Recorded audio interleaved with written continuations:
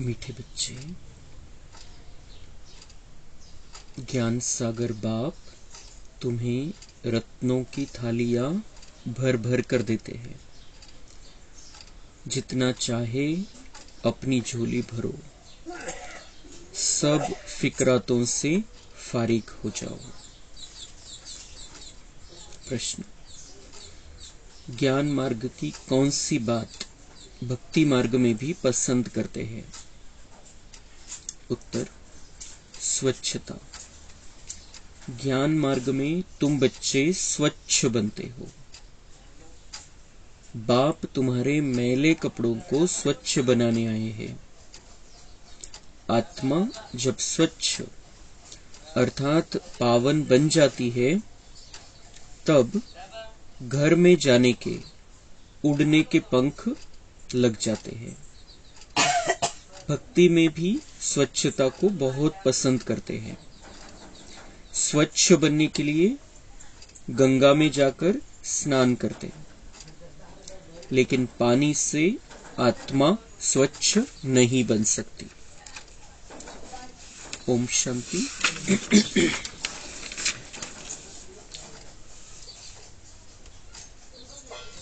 रावण संप्रदाय वालों की चलन और दैवी संप्रदाय वालों की चलन में रात दिन का फर्क है। मनुष्य उन्हों की महिमा गाते हैं, अपने को नीच पापी कहते हैं। अनेक प्रकार के मनुष्य हैं। भक्ति तो तुमने बहुत की है। पुनर्जन्म लेते लेते भक्ति करते आए हो। पहले होती है अव्यभिचारी भक्ति, एक की भक्ति पहले शुरू करते हैं, फिर व्यभिचारी हो जाती है, अंत में फिर बिल्कुल ही व्यभिचारी बन जाते हैं। तब बाप आकर अव्यभिचारी ज्ञान देते हैं, जिस ज्ञान से सद्गति होती है। इसका जब तक पता नहीं है तो भक्ति के ही घमंड में रहते हैं। यह पता नहीं है कि ज्ञान का सागर एक ही परमात्मा है। भक्ति में कितने वेद शास्त्र याद कर जबानी भी सुनाते हैं। यह सब है भक्ति का विस्तार, भक्ति की शोभा है। बाप कहते हैं यह मृग तृष्णा समान शोभा है। वो रेत पानी जैसी दूर से ऐसी चमकती है जैसे चांदी। हिरण को प्यास लगती है तो वह उस रेत में भागते भागते फंस जाता है। भक्ति भी ऐसे है, उसमें सब फंस पड़े हैं। उससे निकालने में बच्चों को मेहनत लगती है। विघ्न भी इसमें पड़ते हैं, क्योंकि बाप पवित्र बनाते हैं। द्रौपदी ने भी पुकारा, सारी दुनिया में द्रौपदिया और दुर्योधन है। और फिर ऐसे भी कहेंगे कि तुम सब पार्वतिया हो जो अमर कथा सुन रही हो। बाप तुमको अमर लोक के लिए अमर कथा सुना रहे हैं। भगवान वाच, अपने को आत्मा समझो, मुझ बाप को याद करो, औरों से ममत्व मिटा दो, तो तुम्हारे विकर्म विनाश होंगे। फिर कभी बीमार होंगे नहीं, काल खाएगा नहीं, आयु भी बड़ी होगी। इन देवताओं की आयु बड़ी थी ना, फिर बड़ी आयु वाले कहाँ गए? पुनर्जन्म लेते लेते आयु कम हो जाती है। यह दुख सुख का खेल है, इसको कोई जानते नहीं। वो फिर कह देते हैं अभी कलयुग में 40,000 वर्ष और पड़े हैं। मनुष्य घोर अंधियारे में है। कहाँ 5,000 वर्ष का सारा कल्प और कहाँ एक कलयुग के ही 40,000 वर्ष बचे हुए बताते हैं। अनेक मतें हैं। बाप आकर सच बताते हैं कि जन्म भी 84 ही है। लाखों वर्ष हो फिर तो मनुष्य जानवर आदि भी बन सकते, परंतु कायदा ही नहीं है। 84 जन्म मनुष्य का ही लेते हैं। उसका हिसाब किताब भी बाप बतलाते हैं। यह नॉलेज तुम बच्चों को धारण करनी है। ऋषि मुनि तो नेति नेति करके गए हैं, अर्थात हम नहीं जानते हैं, तो नास्तिक ठहरे। शास्त्रों में लिखा है, सागर ने थालियां भर भर कर दी। अब ज्ञान सागर तुमको रत्नों की थालियां भर कर देते हैं। अब तुम्हारी झोली भर रही है। वो शंकर के आगे जाकर कहते हैं, भर दो झोली। बाप को जानते नहीं, अब तुम जानते हो बाप हमारी झोली भर रहे हैं। जितना जिसको चाहिए सो भरे। जितना अच्छी रीति पढ़ेंगे उतना स्कॉलरशिप मिलेगी। चाहे तो ऊंचते ऊंच डबल सिरताज बनो, चाहे गरीब प्रजा व दास दासी। बहुत है जो फारकती भी दे देते हैं। यह भी ड्रामा में नूंद है। बाप कहते हैं, मुझे कोई फिक्र नहीं, मैं तो फिक्र से फारिग हूं, तुमको भी बना रहा हूं। बाप जो तुमको पढ़ाते हैं, यह सबसे न्यारी नॉलेज है। वह है ज्ञान का सागर। जानी जाननहार नहीं कहना। ऐसे बहुत कहते हैं, आप तो हमारे अंदर को जानते हो। बाप कहते हैं, मैं कुछ नहीं जानता हूं, मैं तो तुम बच्चों को पढ़ाने के लिए आता हूं। तुम आत्मा अपने इस तख्त पर विराजमान हो, मैं भी इस तख्त पर बैठा हूं। आत्मा कितनी छोटी बिंदी है, यह कोई जानता ही नहीं। तब बाप कहते हैं, पहले आत्मा को समझो, फिर बाप को समझेंगे। बाप पहले पहले आत्मा का ज्ञान समझाते हैं, फिर बाप का परिचय देते हैं। भक्ति में सालिग्राम बनाए पूजा कर फिर खलास कर देते हैं। बाप कहते हैं, यह सब है गुड़ियों की पूजा। जो इन सब बातों को अच्छी रीति समझते हैं, वह औरों का भी कल्याण करते हैं। बाप भी कल्याणकारी है, तो बच्चों को भी कल्याणकारी बनना है। बच्चों को बहुत मेहनत करनी पड़ती है। आधा कल्प से जो विषय सागर में पड़े हैं, उनसे निकालना मासी का घर नहीं है। अगर कोई थोड़ा भी ज्ञान लेते हैं तो उनका विनाश नहीं होता है। यह कथा है ही सत्य नारायण बनने की। फिर प्रजा भी बनती है, थोड़ा समझकर चले जाते हैं। हो सकता है फिर आकर समझे। आगे चलकर मनुष्यों में वैराग्य भी होगा। जैसे श्मशान में वैराग्य आता है, बाहर निकले तो खलास। तुम भी जब समझाते हो, अच्छा अच्छा करते हैं, बाहर गए खलास। कहते हैं, यह काम उतार कर आएंगे। बाहर जाने से माया माथा मूड लेती है। कोटों में कोई निकलता है। राजाई पद पाना, इसमें मेहनत लगती है। हर एक दिल से पूछे, बेहद के बाप को हम कितना याद करते हैं। कहते हैं, बाप की याद भूल जाती है। अरे, अज्ञान काल में कभी ऐसे कहते हैं कि हमको बाप भूल जाता है। बाबा कहते हैं, भल कितने भी तूफान आए, तुमको हिलना नहीं है। तूफान आएगा, सिर्फ कर्मेंद्रियों से कर्म नहीं करना। कहते हैं, बाबा माया ने जादू लगा दिया। बाबा कहते, मीठे मीठे बच्चे, याद करो तो कट निकल जाएगी। आत्मा पर जंक चढ़ती है, वह निकलेगी याद से। बाप भी बिंदी है, सिवाय बाप की याद के और कोई उपाय नहीं कट उतारने का। तर बाबा आपल्याला भक्ती मार्ग आणि ज्ञान मार्ग दोन्हीचा फरक बऱ्याच वेळेला स्पष्ट करून सांगत असतो। आज बाबांनी खूप क्लिअर सांगितलेलं आहे की भक्ती मार्ग काय आणि ज्ञान मार्ग काय. भक्ती मार्ग म्हणजे मृगतृष्णासारखं आहे.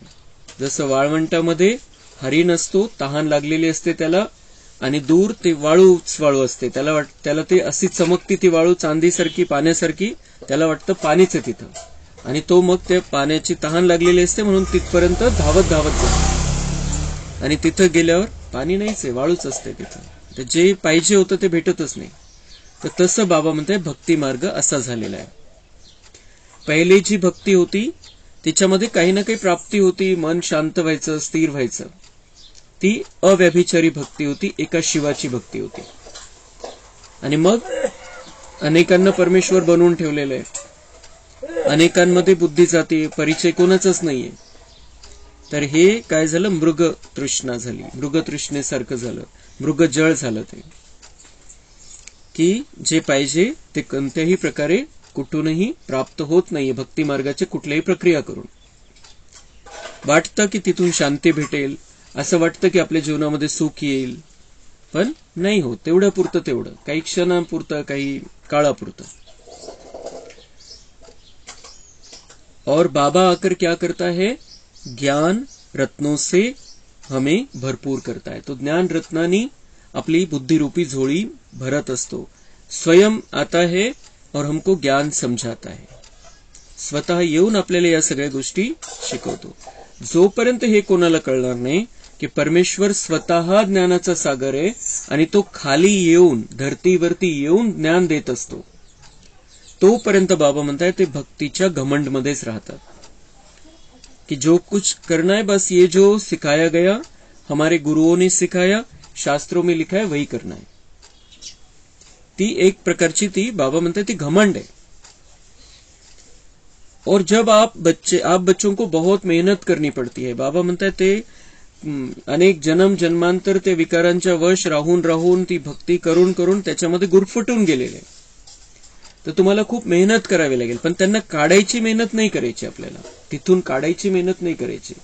आपल्याला त्यांना हे बुद्धीमध्ये फिट करायचंय त्यांच्या, कि भगवान एक है, वो सबका है, और वो स्वयं आकर अभी इस समय ज्ञान दे रहा.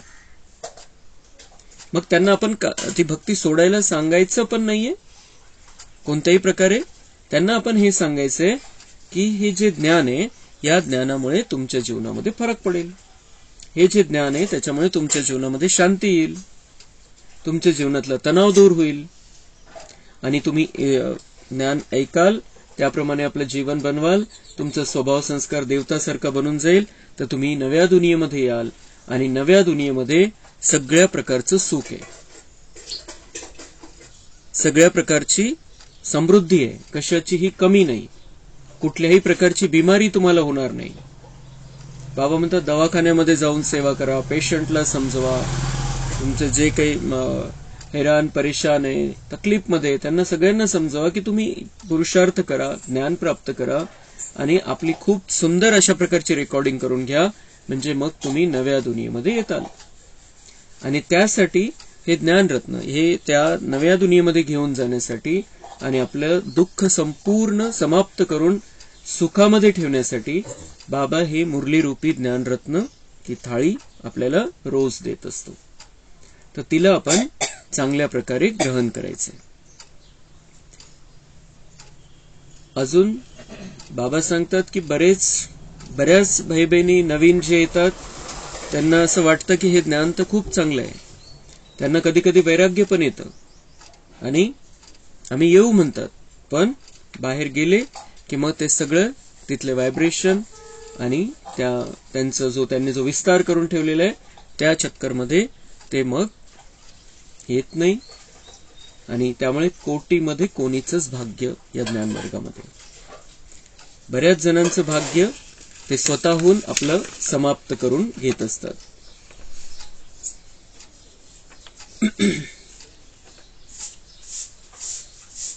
और अपने आप को हमें आत्मा समझना है. बाबा म्हणता है की तुम्हाला तुमच्या जे वेगवेगळ्या प्रकारचे पापकर्म झालेले आणि जे व्यर्थ आहे त्याच्यामुळे आत्मा गंजलेली आहे, आणि जसं कोणत्याही गोष्टीचा गंज आपल्याला काढायचा असतो तर घासलेटमध्ये ठेवत होते, तर तो गंज निघून जायचा. तर तसं आत्मा जितकी बाबांच्या प्रेमामध्ये डुबलेली राहील, जितकं आपण बाबांच्या प्रेमामध्ये मग्न राहू, तितकं मग आपल्यामध्ये हा जो गंज आलेला आहे तो निघून जाईल आणि आपण आत्मा स्वच्छ बनू, शुद्ध बनू. बाबा म्हणतात की भक्ती मार्गामध्ये पण स्वच्छतेचं महत्व आहे, पण त्यांनी स्वच्छता कोणती केली? वरची, फक्त वरच्या स्वच्छतेला त्यांनी महत्व दिलं. आणि बाबा येऊन आपले सगळे पापकर्म धुवून काढण्याचं ज्ञान देतो. आपल्यामध्ये जे व्यर्थ आलेले, जो कचरा साचलेला आहे तो समाप्त करण्याचं ज्ञान देतो आणि आपल्याला स्वच्छ बनवतो. म्हणून बाबा म्हणतात स्वच्छतेचं महत्व तिकडे पण आहे आणि ज्ञान मार्गामध्ये पण आहे. पण ती तिकडची स्वच्छता वरवरची आहे आणि हे बाबा आपल्याला मुळापासून स्वच्छ करतो. मन, वचन, कर्म, शरीरासहित सगळं स्वच्छ कसं ठेवायचं हे बाबा आपल्याला शिकवतो. अच्छा, मीठे मीठे सिक्के लधे बच्चों प्रति मात पिता बाप दादा का याद, प्यार और गुड मॉर्निंग. रूहानी बाप की रूहानी बच्चों को नमस्ते. हम रूहानी बच्चों की रूहानी बाप दादा को याद, प्यार, गुड मॉर्निंग, नमस्ते. वहाँ बाबा वहाँ, शुक्रिया बाबा शुक्रिया. वरदान. महसूसता की शक्ति द्वारा पुराने स्वभाव संस्कार से न्यारा बनने वाले माया जीत भव. इस पुरानी देह के स्वभाव और संस्कार बहुत कड़े हैं, जो मायाजीत बनने में बड़ा विघ्न रूप बनते हैं. स्वभाव संस्कार रूपी सांप खत्म भी हो जाता है, लेकिन लकीर रह जाती है, जो समय आने पर बार बार धोखा दे देती है. कई बार माया के इतना वशीभूत हो जाते, जो रॉन्ग को रॉन्ग भी नहीं समझते, परवश हो जाते हैं. इसलिए चेक करो और महसूसता की शक्ति द्वारा पुराने छिपे हुए स्वभाव संस्कार से न्यारे बनो, तब मायाजीत बनेंगे. तर बाबा म्हणताय सगळ्यात मोठं विघ्न कोणतं? मायेवरती विजय मिळवायचा आहे तुम्हाला. मायाजीत सो जगतजीत. जगावरती राज्य करायचंय तर इथं मायेवरती विजय मिळवायचा आहे. तर त्याच्यामध्ये विघ्न काय? मायेवरती विजय मिळवण्यामध्ये पुराने देह के स्वभाव और संस्कार, जो आपला अज्ञान मार्गामध्ये स्वभाव संस्कार बनला तोच विघ्न रूप आहे. तर आपण जेव्हा ज्ञानामध्ये येतो तेव्हा बाबा आपल्याला हे सगळं ज्ञान देतो आणि त्यामुळे आपलं जो मोठी मोठी आपल्यामध्ये जी कमी कमजोरी होती, मोठे मोठे विकार आहे ते समाप्त होऊन जातात. त्याला बाबा म्हणते साप खत्म हो जाता है लेकिन लकीर रह जाती. थोडं सूक्ष्म रूपामध्ये तर ते विकार शिल्लक राहतात आणि मग काय होतं? सूक्ष्म आहे म्हणजे अंश ठेवलेला आहे मध्ये, तर समय आने पर बार बार धोखा दे देती है. वो जो बात हमने अंदर बिठा कर रखी है, वो जो अंश रूप में रखा है विकार को, तशी परिस्थिती आली तर तो विकार जागृत होऊन जाईल. म्हणून बाबा म्हणतात त्या जुन्या स्वभाव संस्काराला जळून खाक करायचे, नामोनिशान पण नाही ठेवायचे. कारण अंश ठेवला तर तो वंशचं रूप घेईल, मोठा बनेल वेळ काळ परिस्थिती आल्यावर. और कई बार माया के इतना वशीभूत हो जाते जो रॉन्ग को रॉन्ग भी नहीं समझते, परवश हो जाते. इसलिए चेक करो और महसूसता की शक्ति द्वारा पुराने छिपे हुए स्वभाव संस्कार से न्यारे बनो, तब मायाजीत बनेंगे. तर बाबा म्हणतात तुम्हाला जाणवायला पाहिजे की हे चूक आहे. बाबांनी आरसा दिलेला आहे, मुरलीरूपी आरसा आहे आपल्याकडे. बाबा सांगतात आपल्याला काय योग्य आहे, काय अयोग्य आहे, काय बरोबर आहे, काय चूक आहे. तर त्या आरशामध्ये बघायचंय आणि स्वतःला जाणीव करून द्यायची, महसूस करणं आहे. आणि मग काय होईल? जेव्हा आपण ते जाणवू, स्वतःला जाणवून देऊ, ते स्वतःला लक्षात आणून देऊ की हे चूक आहे, हे गलत आहे, तर मग आपण ऑटोमॅटिकच त्याच्यापासून न्यारे होऊन त्याच्यावरती विजय मिळवू शकू. म्हणून आज बाबांनी म्हटलं की मैं तुम्हारे अंदर को नहीं जानता हूं, मैं जानी जानणार नहीं हूं. पण आपल्याला माहिती की बाबांना सगळं माहिती आहे. बाबा आपलं सगळं जाणतो, कधी आपली टीव्ही बघू शकतो, कधी आपल्याला चेक करू शकतो. पण आज का बरं बाबा म्हटले की मैं नहीं जानता हूं तुम्हारे अंदर को? क्योंकि बाबा ये चाहता है, त्याला असं वाटतं की आपण स्वतः आतून ती गोष्ट जाणवून घ्यावी, स्वतःला समजून सांगावी आणि बाबांच्या समोर ती सांगावी, प्रगट करावी की हा ऐसा है. स्वतःला एकदा जाणीव झाली पाहिजे की हे चूक आहे आणि मग बाबांना आपण सांगावं. कारण मग आपल्याला वाटतं बाबांना माहिती मी काय करतोय, बाबा बघून घेईल. तर मग आपण आपल्याला त्याची जाणीव नहीं होत की चुकतंय की बरोबर है। तो म्हणून ही बाबा जो कहता है कि मैं नहीं जानता वो इसलिए कहता है कि मैं उसके सामने सब सच सच बता दूं, और फिर वो मुझे उससे बाहर निकलने की ताकत देगा और फिर हम मायाजीत बन जाएंगे। स्लोगन, मेरेपन के अनेक रिश्तों को समाप्त करना ही फरिश्ता बनना है। फरिश्ता बनायचंय, फरिश्ता स्थितीमध्ये राहायचंय, तर त्यासाठी एक बाबा को हमें अपना बना लेना है। मेरेपन के अनेक रिश्तों को, ये मेरा वो मेरा, तर मोहामध्ये येऊन जातो आपण आणि मग त्या धाग्यामध्ये बंधनामध्ये राहून मग आपण उडू नाही शकत, पुरुषार्थ नहीं करू शकत। म्हणून एक मेरा बाबा है और बाबा में सब समाये हुए, सगळे सामावलेले बाबामध्ये। एक बाबाला आपलं बनवलं तर सगळे आपलेच आहे मग, पण आपण डायरेक्ट कोणाला आपलं नाही बनवायचं। मेरा बाबा और सब मेरे बाबा के बच्चे, तर मग आपण हलके राहू, बंधनमुक्त स्थिती राहील।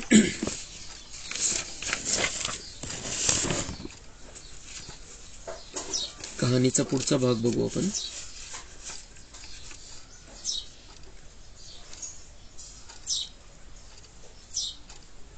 लौकिक संबंधियों पर भी ज्ञान रंग। अब जैसे और लोग ईश्वरीय ज्ञान से लाभान्वित हो रहे थे, वैसे ही दादा अपने लौकिक संबंधियों को भी ज्ञान के रंग में रंगने के लिए प्रयत्नशील थे, क्योंकि दादा को इस उक्ति में विश्वास था कि खैरात घर से शुरू होनी चाहिए, चैरिटी बिगिन्स एट होम। तर दादांना वाटायला लागलं की बाकीचे पण फायदा करून घेता या ज्ञानाचा, तर मला माझ्या परिवाराचा पण, माझे जे आहे संबंध, त्यांचा सगळ्यांचा फायदा मी केला पाहिजे, त्यांचंही कल्याण केलं पाहिजे, त्यांना योग्य रस्ता दाखवला पाहिजे, हे ब्रह्माबाबांना मनामध्ये भावना निर्माण व्हायला लागली। दादा की धर्मपत्नी और बहू तो पहले से ही धर्मपरायण और भक्ति भाव से भरपूर थी, और अब वे दोनों ईश्वरीय ज्ञान द्वारा स्वयं को आत्मनिष्ठ बनाने के पुरुषार्थ में तत्पर थी। त्यांची लौकिक पत्नी आणि सून या ज्ञानामध्ये खूप पक्क्या होत चालल्या होत्या, सुरुवातीलाच ते पक्क्या होत चालल्या होत्या।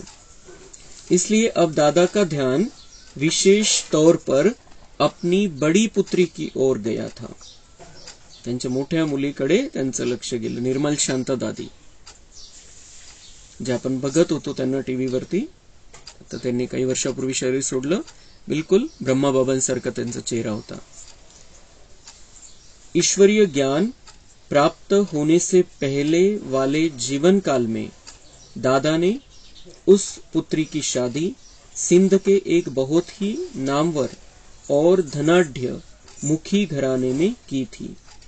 अब ज्ञान प्राप्ति और दिव्य साक्षात्कारों के बाद दादा को सदा यह ख्याल आता था कि मैंने ही अज्ञान काल में उसे काम वासना के संबंध में यानी विवाह में दे दिया था।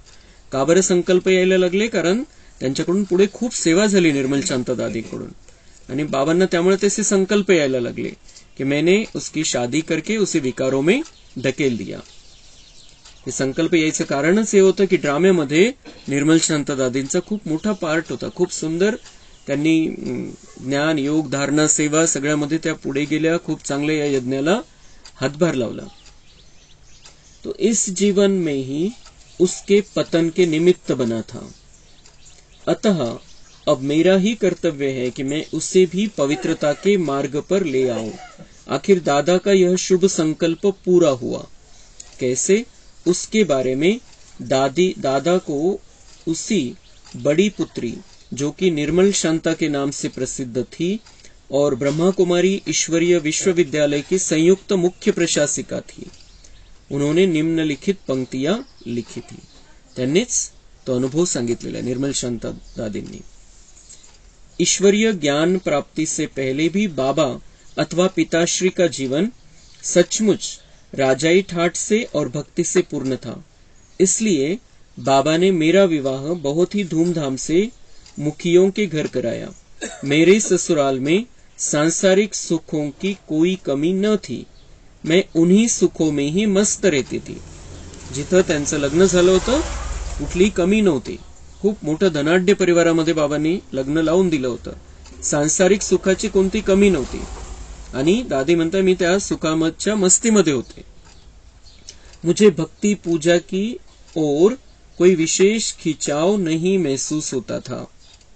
जब मैं कन्या थी और बाबा के पास रहती थी तब भी बहुत ही सुखी जीवन था. बाबा किसी भी चीज की कमी नहीं रखते थे और बहुत ही प्यार से पालते थे. परंतु जब पिताश्री में परमपिता परमात्मा शिव की प्रवेशता हुई तो मैंने देखा कि अब बाबा का हमारी ओर पहले जैसा लगाव और ध्यान न था. मुझे ऐसा लगता था कि अब हमारे बाबा एक अलौकिक मस्ती में मस्त रहते हैं और हमारे लिए तो एक विरक्त साधू ही बन गए. पहिले खूप ब्रह्मा बाबा खूप चांगल्या प्रकारे पालना करायचे, मोह होता त्यांचा. पण जसं परमात्म्याची प्रवेशता त्यांच्यामध्ये झाली तर यांना असं वाटायला लागलं की हमारा बाबा तो अब जैसे साधू बन गया है, विरक्त हो गया है. अब मैं जब भी अपने लौकिक माता पिता से मिलती थी तो वे दोनों मुझे ज्ञान ही सुनाते थे. मग यशोदा माता पण आणि ब्रह्मा बाबा पण इकडे आल्यानंतर फक्त ज्ञानाचा विषय व्हायचा त्यांचा. ज्ञानच ऐकवायचे बाबा आणि लौकिक त्यांची पत्नी. उनके मन में मेरे कल्याण की भावना थी. का बरं? कारण त्यांना असं वाटायचं की अभी इसका कल्याण होना चाहिए. वे सोचते थे कि यह भी ईश्वरीय मार्ग पर चल पड़े, कि अभी वो जो सांसारिक मार्ग है वो कहाँ जाने वाला है उनको पता चल गया था.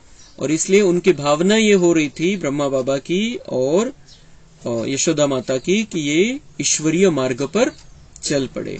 आपल्याला आपल्या नातेवाईकांविषयी असं वाटलं पाहिजे की त्यांनीही या मार्गावरती चलावं आणि आपलं कल्याण करून घ्यावं. यह क्यों ईश्वरीय आनंद से वंचित रहे. त्यांना असं वाटायचं की हिला का बरं नाही भेटला पाहिजे ईश्वरीय आनंद जो आपण प्राप्त करतोय. आखिर एक दिन उनकी इस शुभ भावना की विजय हुई. त्यांनी जी शुभ भावना ठेवली होती दादी म्हणताय उसकी विजय हुई. कैसे? उस दिन कोई त्योहार था और बाबा ने मुझे भोजन के लिए घर बुलाया था. जब मैं वहां पहुंची तो मैंने देखा कि वहां कुछ माताएं कन्याएं आदि ज्ञान सुना रही थी और उनमें से कुछ ध्यानावस्था में रास कर रही थी. वह रास पहले तो मुझे अच्छी नहीं लगी, परंतु मैंने देखा कि जो महिलाएं रास कर रही थी उन सभी से मैं अच्छी तरह परिचित थी. रास करने वाली माताओं को और उनकी अद्भुत रास को देखकर मेरे मन में यह संकल्प आया कि जिस प्रकार की दिव्य रास वे इस समय कर रही है यह तो कोई इस कला का विशेषज्ञ भी शायद नहीं कर सकेगा. इतका सुंदर रास त्या माता करत होत्या ज्या या दादींच्या ओळखीच्या होत्या आणि त्यात त्यांना तर तशा प्रकारचा रास तर येतच नव्हता, तशा प्रकारचा नाच तर येतच नव्हता. आणि कोण करू शकेल जो त्याच्यामध्ये एक्सपर्ट आहे अशा प्रकारची त्यांची रासलीला चालली होती. ये माताएं जिन्होंने कभी ऐसा ढंग रंग सीखा ही नहीं इसे इस अलौकिक रीति से कैसे कर पा रही है.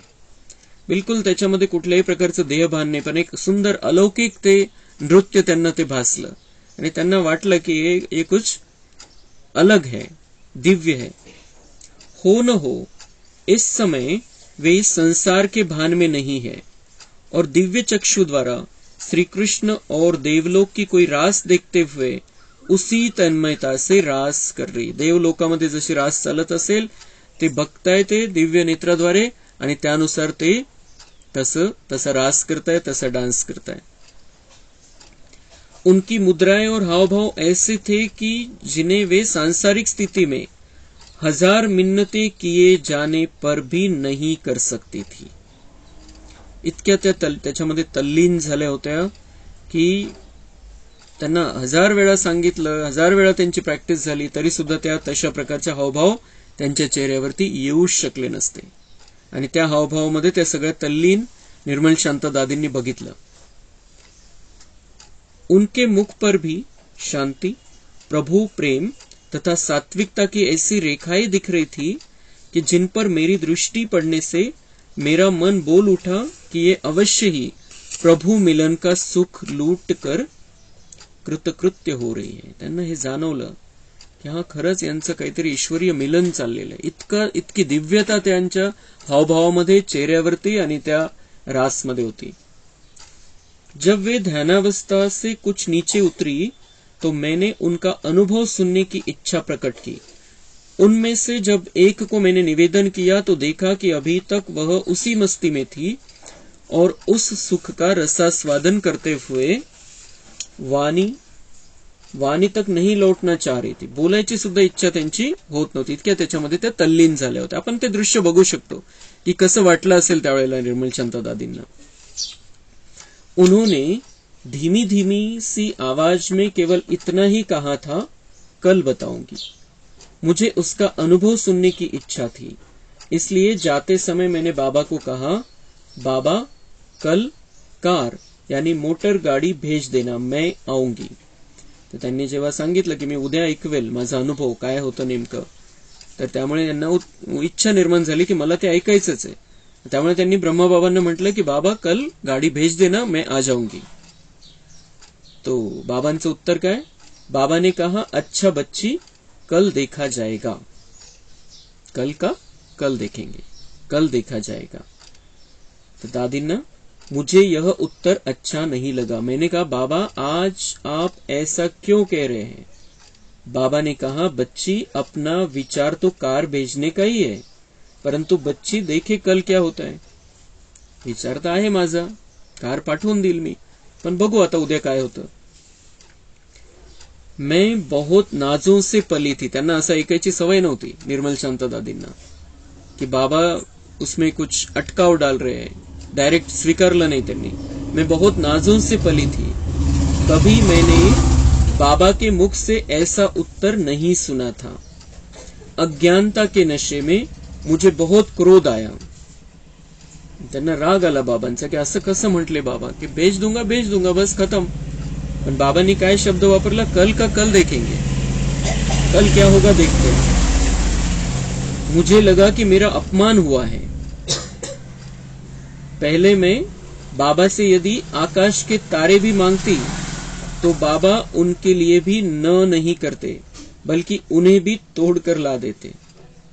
ती जर मी मागितलं असतं आकाशाचे तारे तर ते सुद्धा तोडून आणले असते त्यांनी, इतकी त्यांना बाबावरती गॅरंटी होती। आज मैं कार भेजने के लिए कहती हूँ और बाबा उसके लिए उत्तर दे रहे, फक्त कारच सांगितली मी पाठवायला घरी। मैं कार में बैठकर ससुराल जा रही थी, बाबा भी मेरे साथ बैठे थे। वे मुझे ससुराल छोड़ने आए थे, सोडायला गेले सोबत बाबा। उतरते समय मैंने उसी क्रोध की लहर में कहा, बाबा आप कार न भेजना, मैं कल नहीं आऊंगी, नका पाठवू गाडी, मी उद्या नहीं येणार। रागारागात दादी बोले।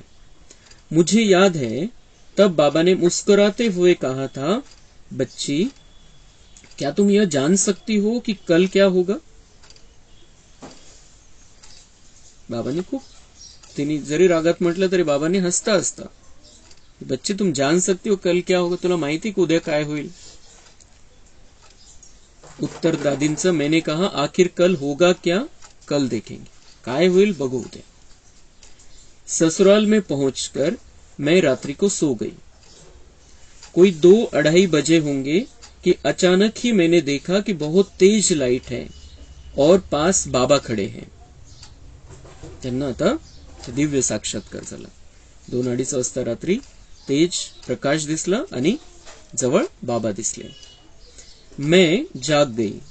मैंने सोचा कि रात्रि को मैं बाबा से बात करके लौटी थी, शायद इसी कारण ही बाबा मन के सामने आ रहे। हे मनाचं चालू आहे, मी बाबांना असं बोलले, बाबांशी अशी बातचीत झाली म्हणून माझ्या मनामध्ये हे चित्र उमटलंय। परंतु कुछ ही समय के बाद मुझे फिर वही साक्षात्कार होने लगा। मैं समझ नहीं सकी, मैं फिर सो गई। तीसरी बार मैंने फिर देखा कि मेरे सामने बाबा खड़े हैं और उनके साथ ही श्री कृष्ण खड़े हैं। बाबांचा आणि श्री कृष्ण दोघांचा साक्षात्कार। और बाबा बहुत ही आकर्षणमय रूप से मधुर स्वर से कह रहे हैं, बेटी जागो, तुमको विश्व के कल्याण का कार्य करना है। वाणी काय झाली, काय साक्षात्कार झाला कि वो कह रहे, बाबा कह रहे, श्री कृष्ण भी साथ में है, बाबा कह रहे बेटी जागो, तुमको विश्व के कल्याण का कार्य करना है। बस ये महावाक्य एक दिव्य बाण की तरह थे जो मेरे मन को अच्छी तरह लग गए. त्यांना तो साक्षात्कार झाला आणि डायरेक्ट त्यांना तसं सांगितलं बाबांनी कि बेटी जागो, तुमको विश्व के कल्याण का कार्य करना है. त्यांनी ते डायरेक्ट बघितल्यामुळे त्यांच्यावरती लगेच त्याचा परिणाम झाला. आपण किती जणांना सांगतो, बच्चो तुमको विश्व का कल्याण करना है, अपना कल्याण करना है, विश्व का कल्याण करना है, पर नहीं जागे होते. लेकिन ये सभी को ये हमें समझाना चाहिए कि हमें अभी ये चान्स मिला है कि हम अब विश्व का कल्याण कर सकते. खूप चांगल्या प्रकारे आपल्या जीवनाच्या द्वारे त्यांना दाखवून द्यायचं आपण कसं स्वतःचं पण कल्याण करतोय आणि विश्वाचं पण कल्याण करतोय. त्यावेळेला गरज होती, बाबांनी साक्षात्काराचा पाठ ठेवला होता, पण बाबा तो आता शेवटी परत साक्षात्कार होणार आहे, पण ते पुरुषार्थ कसं करू शकतील जर साक्षात्कार झाले तर तेवढ्या साक्षात्कारामुळे.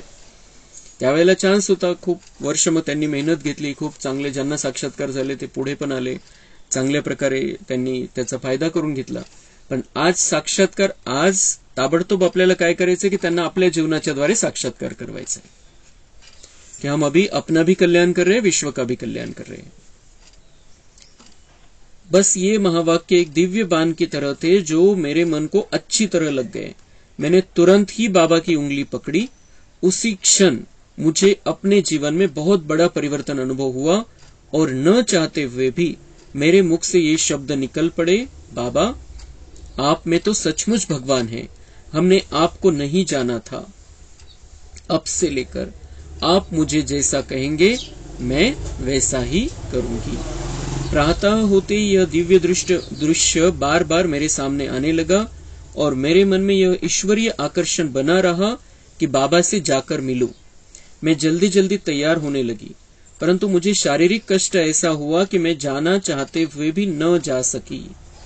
तब मुझे बाबा के ये शब्द याद आए, बेटी कल क्या होता है वह देखा जाएगा. जायची इच्छा होती, जायला तयार पण झाले, पण तब्येत बिघडली आणि नाही गेल्या. तेव्हा तर त्यांना हे लक्षात आलं, बाबाने बराबर कहा था कि कल क्या होगा देखा जाएगा. ये शब्द मेरे कानों में गूंजने लगे और मैंने सोचा कि हम बाबा के साधारण रूप को देखकर उन्हें ठीक ठीक पहचान नहीं पाते हैं. उन द्वारा जो शक्ति कार्य कर रही है उसे हम जान नहीं पाते हैं. हा डायरेक्ट अनुभव त्यांचा बाबामध्ये परमात्म्याचा प्रवेश झाल्यानंतरचा. फिर सायंकाल को बाबा स्वयं ही मेरे पास आए. त्यांना समजलं काय सगळं काय जे समजायचं होतं ते समजलं ड्राम्यानुसार, आणि मग संध्याकाळी बाबा आले त्यांच्याकडे. बस उन्हें देखते ही मेरे आंखों से प्रेम के, पहचान के और पश्चाताप के आंसू बहने लगे और उनसे गले मिलकर मैं बोल उठी, बाबा अब मैंने आपको पहचाना है, अब आप जो कुछ भी कहेंगे सो मैं करूंगी. बस उस दिन से मेरे जीवन को एक नया मोड़ मिला. अच्छा, ओम शांति.